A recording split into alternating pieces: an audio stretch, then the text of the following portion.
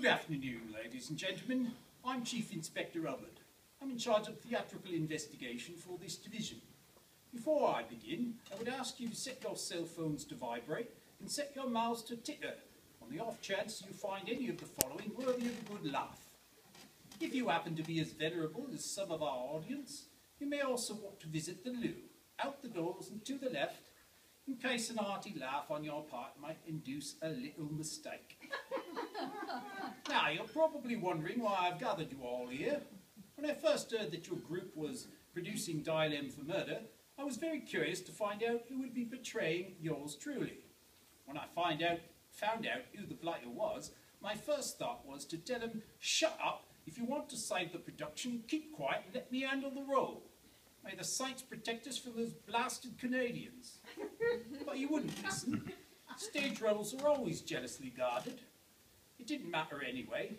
Upon further investigation, it turned out that the rest of the casting crew were just as much a gang of misfits. So I sent my sergeant to make inquiries in connection with a performance that was supposed to take place about 2 weeks ago. He never saw it because he never got through the door. You see, the first week had been cancelled, and the bloody lot of them buggered off to go see a cross-dressing version of The Odd Couple. So my sergeant decided to dig a little deeper and check back a week later. It turned out that the audiences loved it. It has always surprised me that no major screw-ups had occurred yet. Now, I had to find out where they got this talent and how. There were a few things I wanted to get first-hand, so I planned to attend the next week's run myself. But on which night? Then I had a brainwave. I discovered that the two male leads of the 1954 Hitchcock movie version of the play, Ray Milland and Robert Cummings, were both born on a Thursday.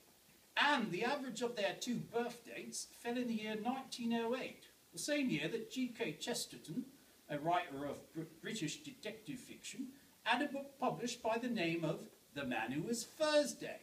So Thursday it would be. And with a little bit of luck, Thursday turned out to have a good deal on ticket prices. Only £5, provided you brought along an extra prop, in case one went missing. Well, that performance turned into such a cluster shag, I decided that rather than put in the usual report, that I would compose a full-scale musical production instead. Highly irregular, of course, but my blood was up.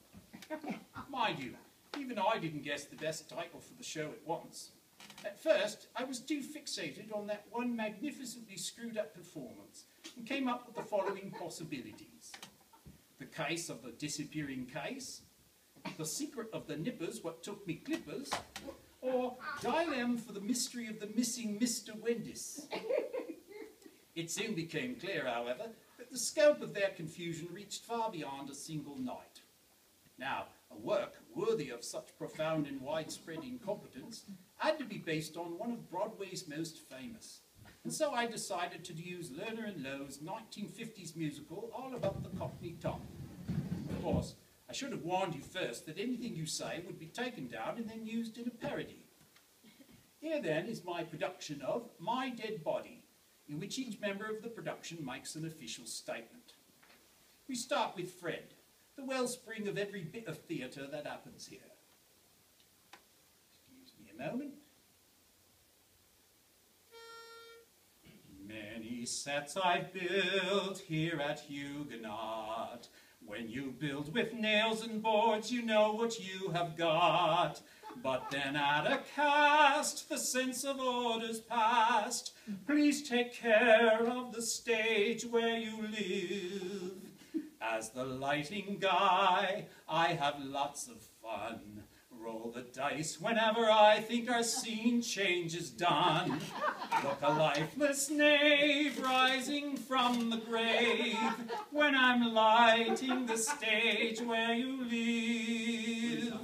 The dream of every producer when the house starts to rise to its feet.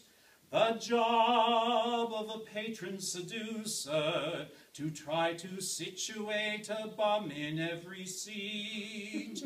Trying to do it all has its joy and pain. Mary wonders why I do it again and again. Will I have my fill? No, I never will. Mine's the permanent stage where you live.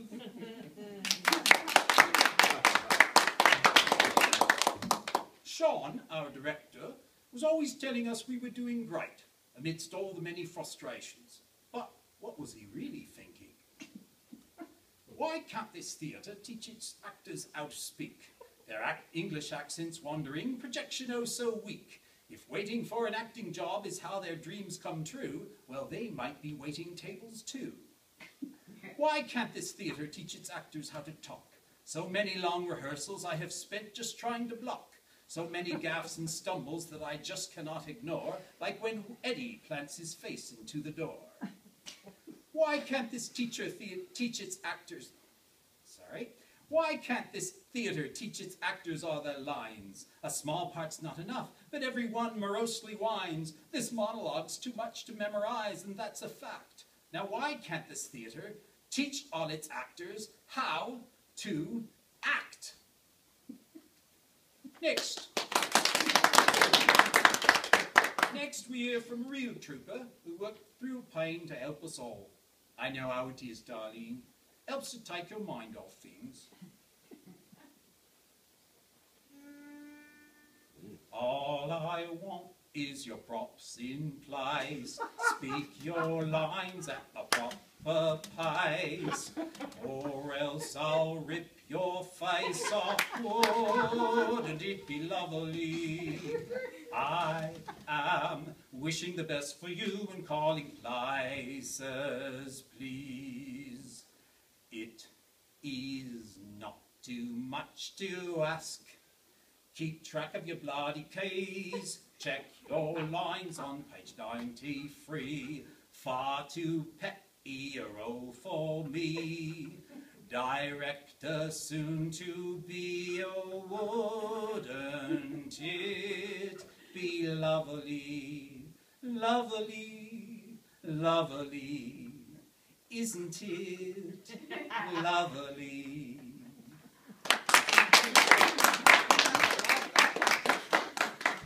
The term corpsing is British theatrical slang for unintentionally breaking character by laughing. How fitting then that the leading man in our murder mystery, Darryl, was a master of the craft.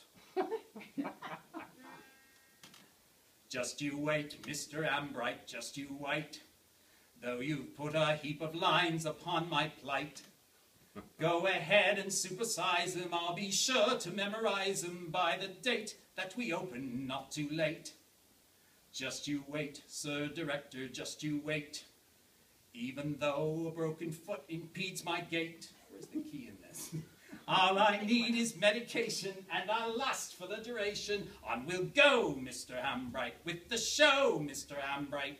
Just you wait, at least an hour running late.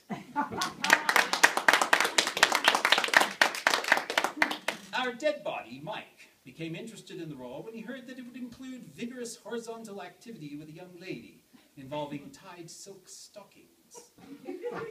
Now, what was the song's name? The Lesgate song? No. The Wilson song? No. The Swan song? No. Wait a minute.